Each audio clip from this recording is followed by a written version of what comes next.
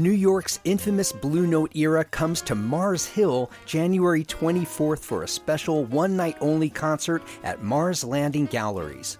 Civil Disobedience is a project bowing to the politically conscious underground jazz of 1960s New York City. You'll hear music from progressive composers such as Bobby Hutcherson, Jackie McLean, Stanley Cowell, Howard Land, Joe Chambers, and James Spaulding. Much of their music wasn't released on record till decades later, and you can hear New York musicians performing it live January 24th. Seating is intimate and limited, but Mars Landing Galleries will give you a break on the ticketing fees when you use the code OVERLOOK24 at checkout. That's OVERLOOK with all caps. For tickets and details, go to marslandinggalleries.com.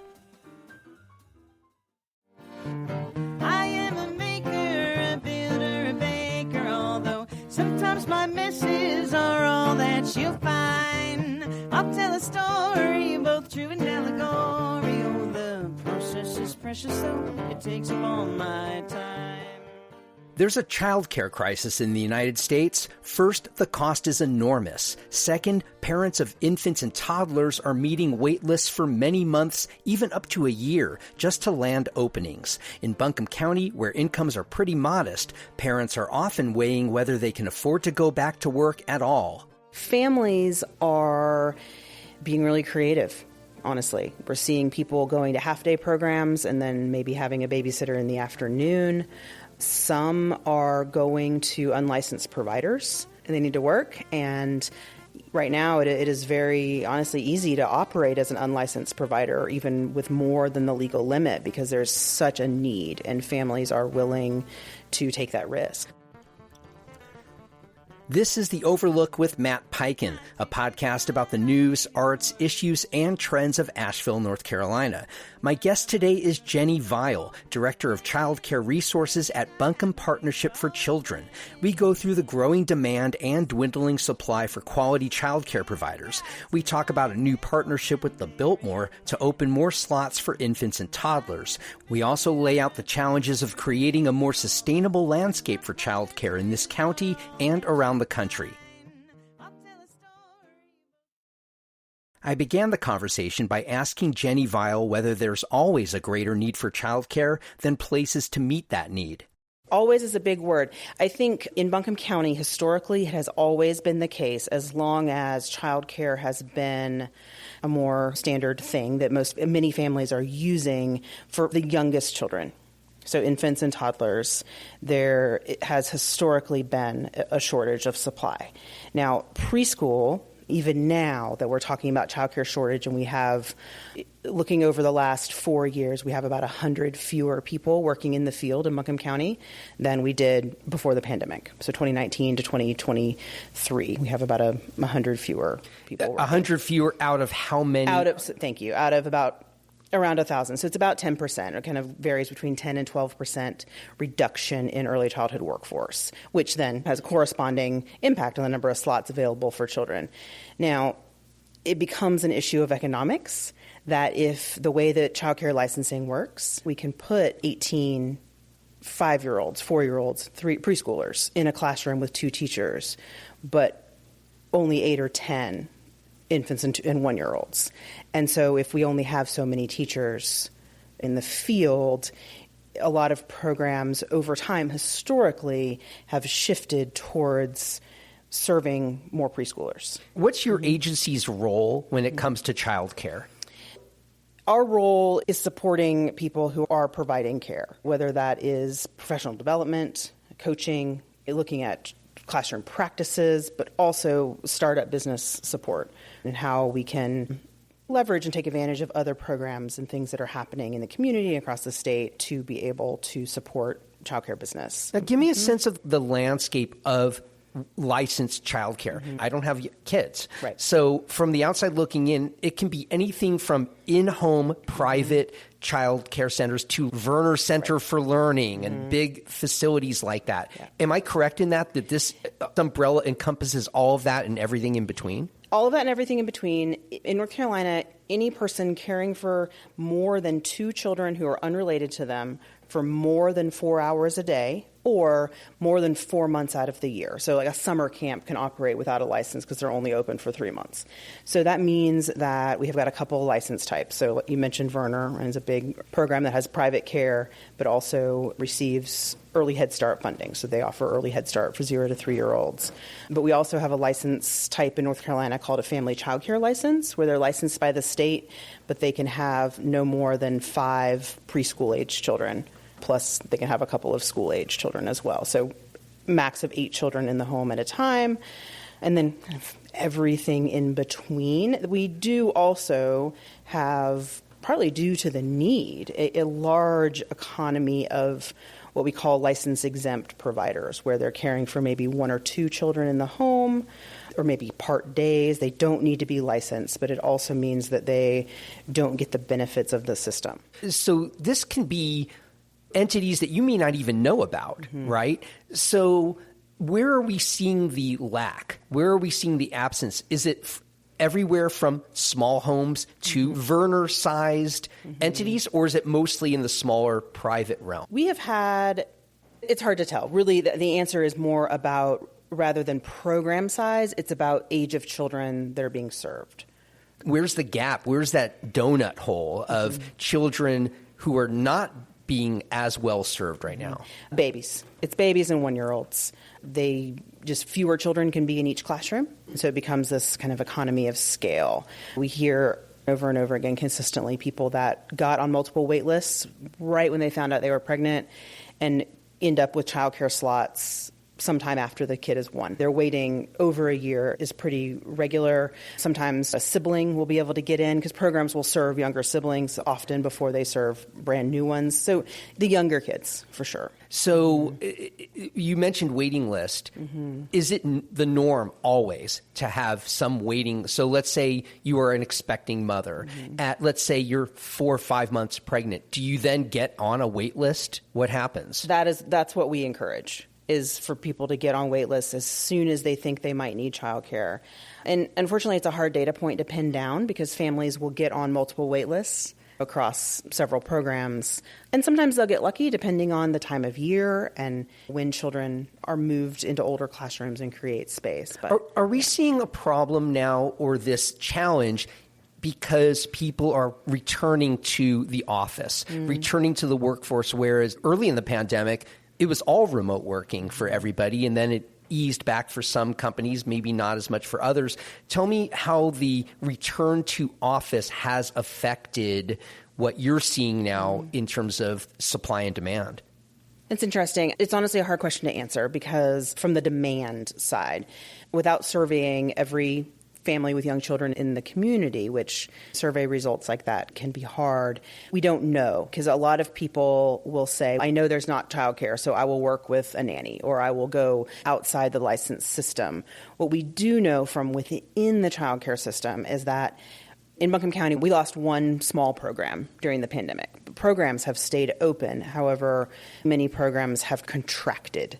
They're operating with fewer slots than they used to have, or they've got a classroom or 2 that are closed. And so supply is lower by about 16% from winter 2020 to September 2022 is those dates, and it hasn't changed terribly much since then. So if it's dropped, why has that dropped? Have some businesses simply closed? Are people leaving the field as opposed to other fields? I know there's a lot of attrition happening across industries. Do you have a sense of what's happening in this industry to cause this imbalance? People leaving the field. I think we did definitely lose some teachers who needed to stay home with their own children when schools went virtual.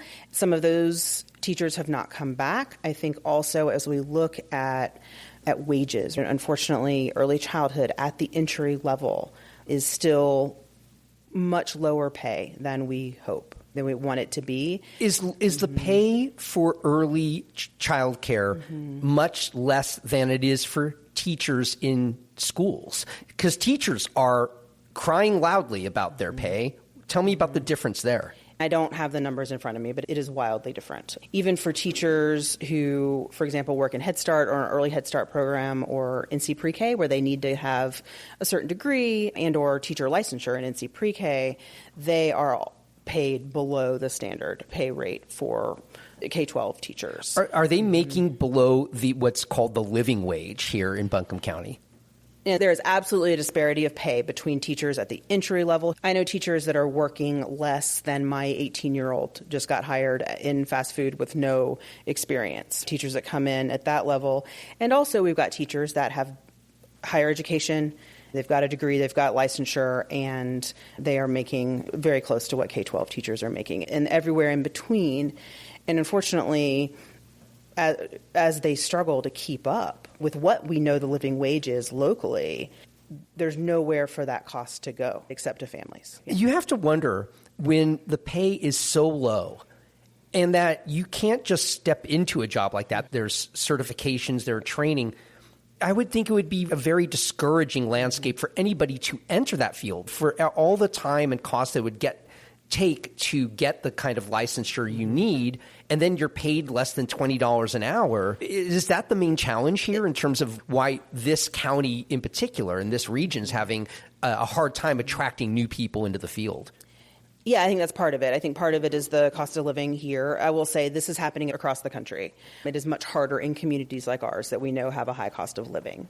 But the crisis in childcare staffing and early education is happening across the country. What's happening elsewhere? If this is happening across the country, so it's not necessarily an acute problem in Buncombe County per se, it's happening everywhere, yet you can point to conditions that exacerbate it here. Yeah. What are families doing? You mentioned waiting lists a year or longer. What's happening to parents who need to return to work who don't have childcare options? I think one thing that we really, as a system, need to be looking at, too, is not passing the costs and the need to hire at higher wages just to families. It's not sustainable. So looking at advocacy, looking at places where state and local governments can continue to support, like ours have. Families are being really creative. Honestly, we're seeing people going to half-day programs and then maybe having a babysitter in the afternoon. Some are going to unlicensed providers. They need to work, and right now it is very, honestly, easy to operate as an unlicensed provider, even with more than the legal limit, because there's such a need, and families are willing to take that risk. Are there subsidies that states, counties, municipalities provide in the way that they do for public school, in a way? Public school is paid for by taxes. People can send their kids to school without any extra cost. Right. Is there any governmental support for early child care? There is. There's the kind of standard long-running programs like Head Start, Early Head Start, NC Pre-K. There is childcare vouchers, which are childcare subsidy vouchers, which are available at a certain income limit. Buncombe County has the Buncombe County Early Childhood Development Fund, which is just under $4 million. I don't remember the exact number for this year. That is a grant process that runs through the county that has been wonderful at supporting various programs. But it is really looking at slot development and program quality and program support rather than helping families afford care. From the pandemic, the recovery plan dollars coming federally have gone to every county, and I'm trying to remember the exact number that came into Buncombe County, but it was in the tens of millions of dollars that came directly to early childhood programs in Buncombe County. When it goes to those programs, does it go to supplement the pay?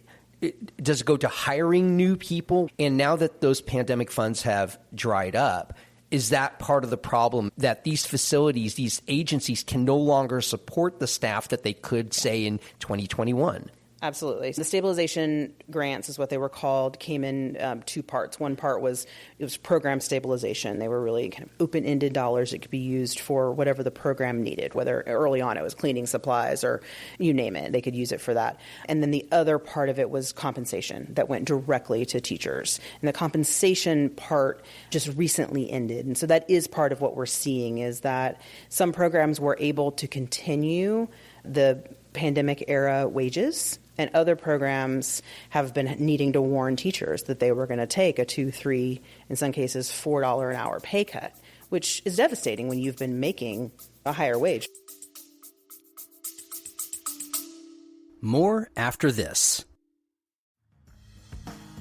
Hey everyone, Matt Piken here from The Overlook, and I'll get back to my conversation in just a moment. But I'm asking you, the listener, yes, you listening this very moment, is The Overlook making a difference in your connection to Asheville? Do you know more about what makes this city tick and where we're struggling? If you had to give up 1 cup of coffee every month to do your part to keep this show going, would you step up? If you answered yes to any of that, and I really hope you did, please join dozens of other listeners by supporting The Overlook with Matt Piken through my Patreon campaign by giving just $5 a month.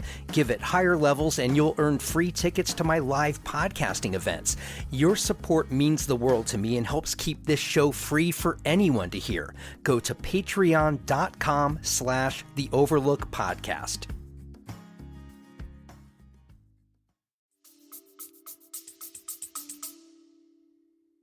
Your agency came to me to talk about this in the wake of a program that was facilitated or initiated by the Biltmore, right? Talk about that. I thought that was really interesting that the Biltmore took a particular interest in childcare. How did they approach your office? They were looking at their community and their employees and hearing how hard it has been to find childcare in the community, and they were willing to take a step back and look at childcare in Buncombe County from a systems standpoint. And they said, if we have more infant and toddler slots in the community, then our employees will also have more access to childcare. And so they were willing to do community investment that will, support childcare for lots of people, not just for them, which is really exciting. Yeah, talk about specifically what their support looks like. How is that manifesting? So we agreed to a grant process where for this year, 3 programs received grant funding to specifically open new infant and toddler slots. So we've got 3 programs that received funding in October, and a little over 20 new slots that are starting to have children in them now. 20 slots at 3 different providers. Right. They're on slightly different timelines, but it'll end up being between 20 and 30 before the year is over. 1 in South Asheville, 1 in West Asheville, and 1 out east. And this is 20 to 30, and when we're talking about a need of short of 100 slots, right? The 100 number was teachers. It's hard to pin down exactly the number that we need. We have enough infant slots for fewer than 10% of infants in the county. Now, that doesn't mean that all infants want childcare or the parents of infants want childcare, but we know that infant care especially and young toddlers, the wait lists are frequently over a year. And so what the Biltmore this partnership, is it providing slots for infants? Yes, infants and toddlers. It was written as infants and toddlers that way. There was some flexibility, and as kids get a little bit older, those slots can be used for those ages, but we prioritized infants. Is this a one-time money infusion, or is this a program ongoing? There will be a certain amount per year that the Biltmore will devote to early childcare. They've committed for 3 years, which is really exciting. So this is the first of 3 years. And then we're hoping to be able to use it to invite other businesses in. You were just anticipating a question I was going to have. Are there others that are coming on board that you're talking with that are looking to do something similar or amenable to doing something? So we are hopeful. We have not done a big push yet since this grant process just started, and we're really in our first quarter of the grantees having the funds.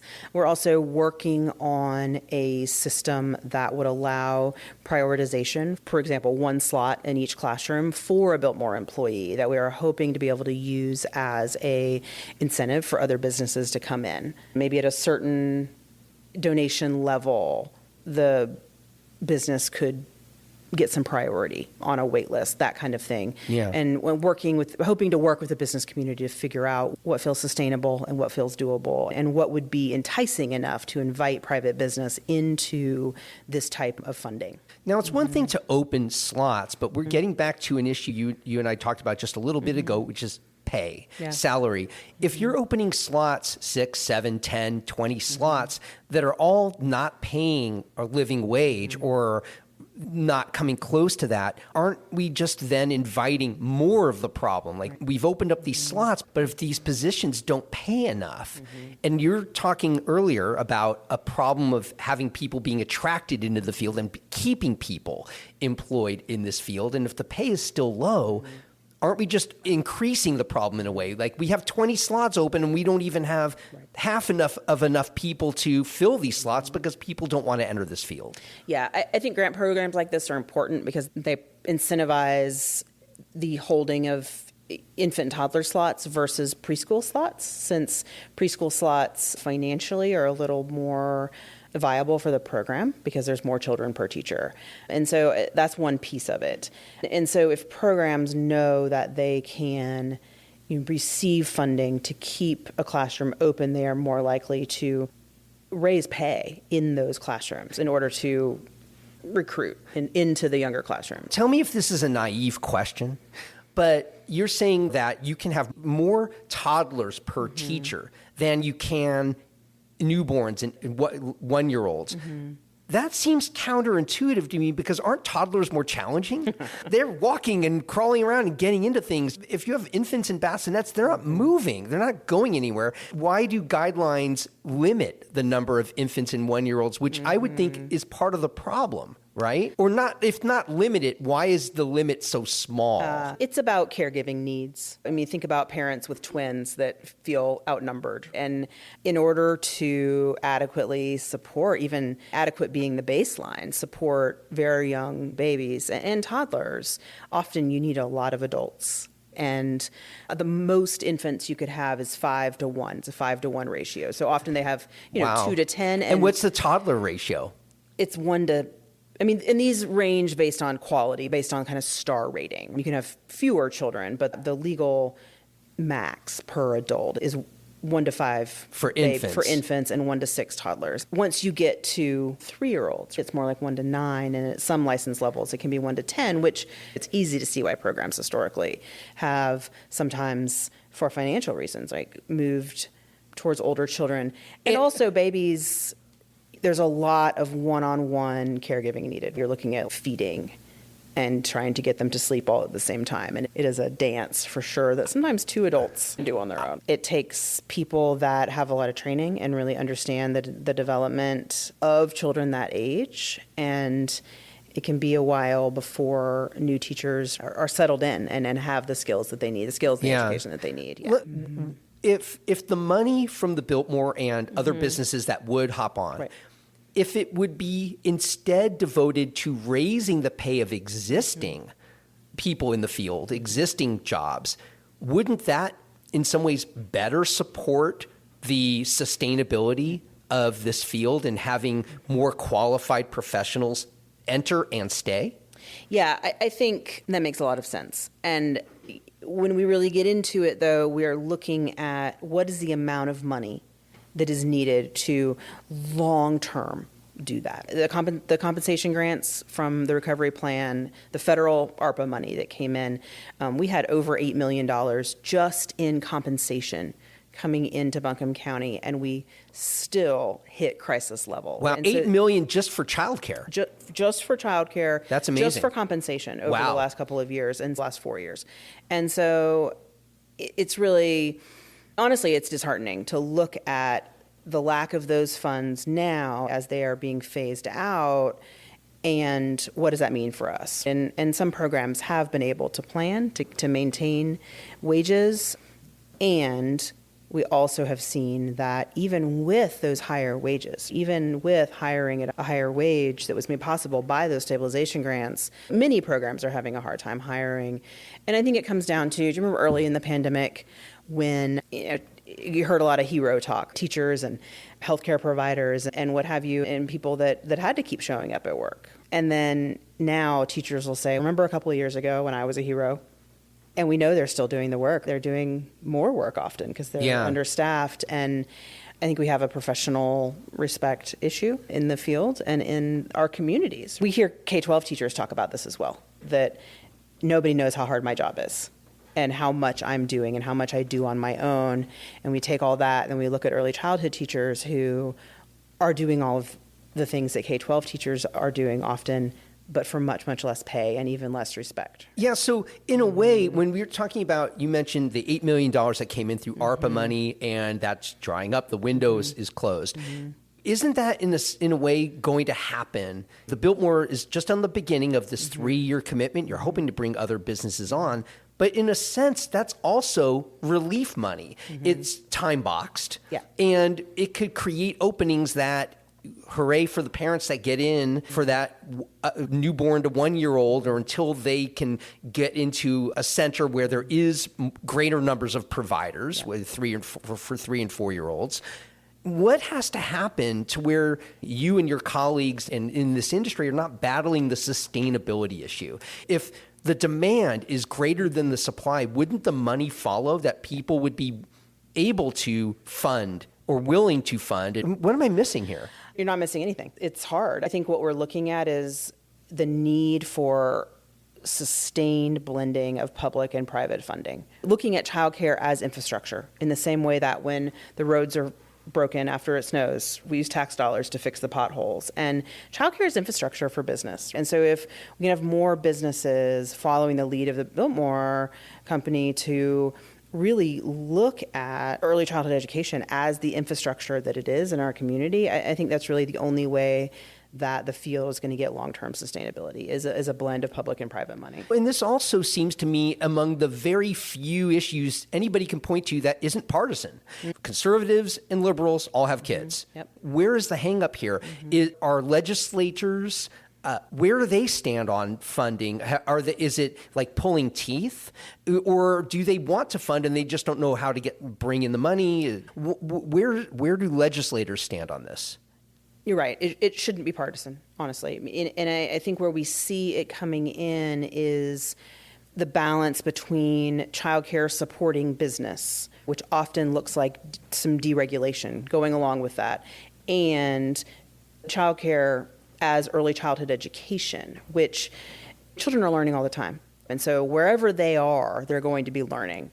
And so it really benefits us as a society long term to be investing early. We know that those first 5 years before kindergarten is the biggest time of brain growth in our whole lives. And so we also know that early investment in high quality spaces for children is better economically even long term. And so we have seen historically, especially in North Carolina. North Carolina was a leader in funding early childhood early on in the country under Governor Jim Hunt. And the Smart Start partnerships across the state are still funded by the legislature in a bipartisan way that are supporting young children and their families, including childcare across the state. I've heard that like major companies have provided childcare themselves because they have a large enough workforce where they can have a small daycare center. Is there any effort like that, or are there any companies in this region that are doing anything similar? You mentioned Mission earlier. They have an in-house program that has been licensed that employees pay for, but is only open to Mission employees. We don't have any others that I know of that are doing that. I will say a couple of times a year, a business will come to me and say, there's no childcare. What would it take to start childcare on site? And where they always come to is the extreme startup cost, and the headache of also really running a whole separate business. And what is the startup cost? I mean, if you're a modest employer, meaning you don't have that many employees, maybe dozens, maybe 100, maybe 200 employees, and your childcare needs might be 5 or 6, 7. What does it take? One room and one licensed or 2 licensed people? The issue there is that there are laws in North Carolina about ages being divided. They would have to be several classrooms for different ages. And It becomes kind of an economy of scale. The overhead costs for a small number of children, even if the families themselves are paying tuition, just ends up being pretty astronomical. I think they have often gone towards providing maybe some subsidy, for their employees to find childcare in other places. Rather than take it on themselves. There's a really great resource in North Carolina called Family Friendly NC that has a resource guide around ways employers can make it easier for families with young children in terms of flexible work schedules or those kinds of things.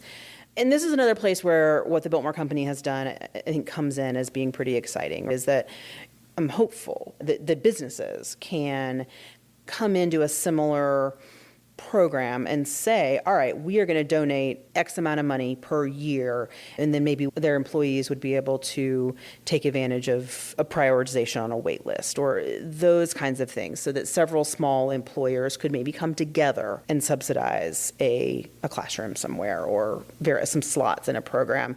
And the program would benefit by having some ongoing funding. Because this is really in response to your question earlier about the money and from the Biltmore Company. One of the grantees for this year, they said, we could provide care, but what we need is an update to our HVAC system, because babies need to have much more regulated temperature in childcare for reducing SIDS risk and that kind of thing. And they said, we have a space and we would love to keep it as an infant room. We have the teachers, but our HVAC system is too unpredictable system. So they were able to use that money for that. Yeah, because they already had the system. They had the staff, they had the families.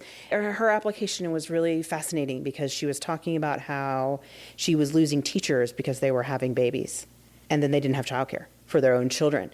And she said, if I can keep an infant room, I can also keep my teachers sustainably long term. And I think that's what we're seeing is just some creative solutions, right, to staffing and that kind of thing. Yeah. What are the action items that you want the community to know about at this point?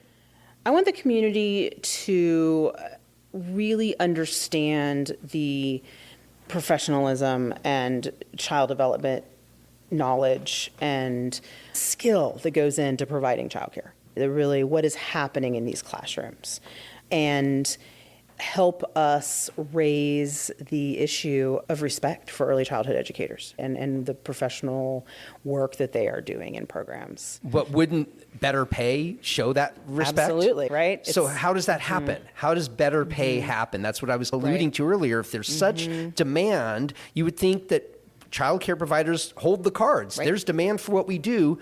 Why are you not willing to pay more? Where does the buck stop?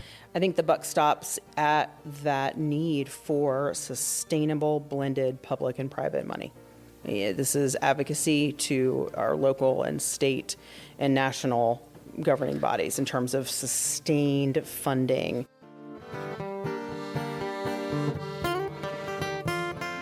If you value the Overlook's place in Asheville's media landscape, please consider joining dozens of others who are supporting the show through my Patreon crowdfunding page. Become a member for as little as $5 a month. Visit patreon.com/The Overlook Podcast.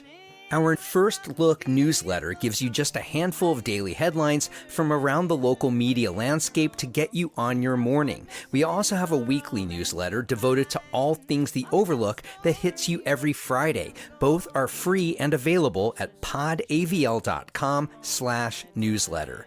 I want to thank my guest today, Jenny Vile, Director of Childcare Resources at Buncombe Partnership for Children.